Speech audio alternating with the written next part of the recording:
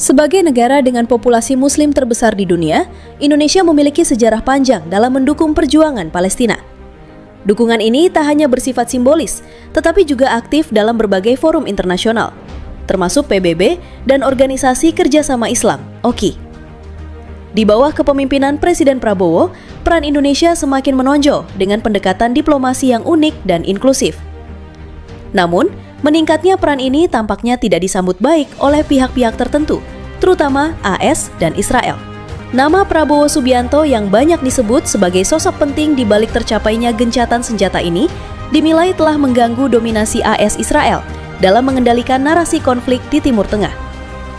Gencatan senjata antara Hamas dan Israel seharusnya menjadi momen penting untuk menghentikan kekerasan dan membuka jalan bagi dialog perdamaian. Pengamat internasional menilai bahwa AS dan Israel memanfaatkan gencatan senjata ini untuk dua tujuan utama.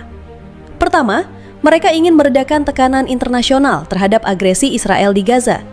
Kedua, mereka mencoba menggagalkan pengaruh pihak-pihak yang dianggap mengancam kepentingan mereka, termasuk Indonesia.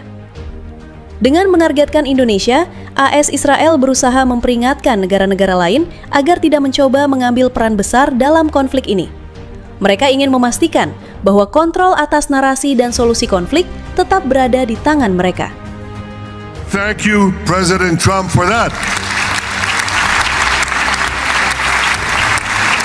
Mr. President, today we welcome you here to thank you for your pivotal leadership in putting forward a proposal that got the backing of almost the entire world.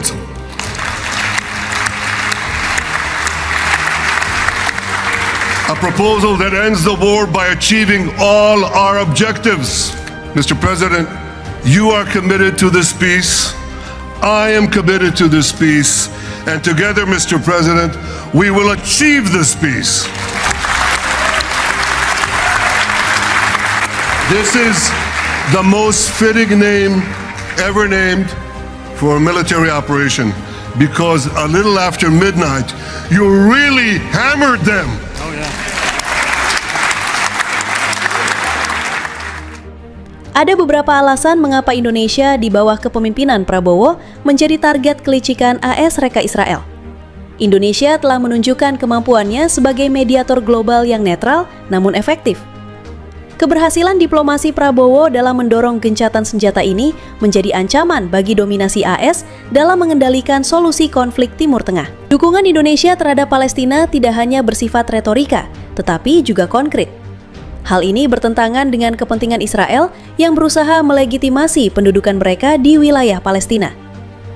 Keberhasilan Prabowo membawa dukungan negara-negara Muslim untuk bersatu di bawah satu tujuan perdamaian adalah ancaman besar bagi kepentingan geopolitik AS Israel di Timur Tengah.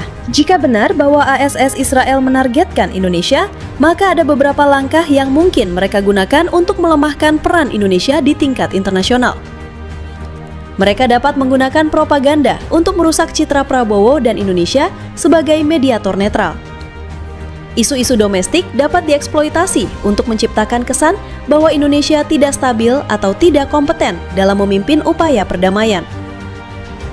AS memiliki pengaruh besar dalam ekonomi global, dan mereka dapat menggunakan leverage ini untuk memberikan tekanan terhadap Indonesia. Misalnya, dengan mengancam hubungan dagang atau mempengaruhi investor internasional. Di tengah situasi yang rumit ini, Indonesia perlu mengambil langkah strategis untuk melindungi perannya dan memastikan bahwa upaya diplomasi tetap berjalan. Indonesia harus memperkuat aliansi dengan negara-negara yang memiliki visi serupa, seperti Turki, Malaysia, dan Qatar, untuk menciptakan blok yang lebih solid dalam mendukung Palestina dan upaya perdamaian. Pemerintah Indonesia perlu waspada terhadap potensi intervensi dari luar, baik dalam bentuk tekanan politik maupun infiltrasi. Penguatan pertahanan nasional dan kerjasama dengan mitra strategis di kawasan menjadi sangat penting. Meskipun banyak pihak yang mengakui peran positif Indonesia, ada juga negara-negara yang bersikap skeptis atau bahkan mencoba memanfaatkan situasi ini untuk keuntungan mereka sendiri. Uni Eropa misalnya cenderung mendukung pendekatan AS Israel, meskipun secara publik mereka sering mengkritik kebijakan Israel di Gaza.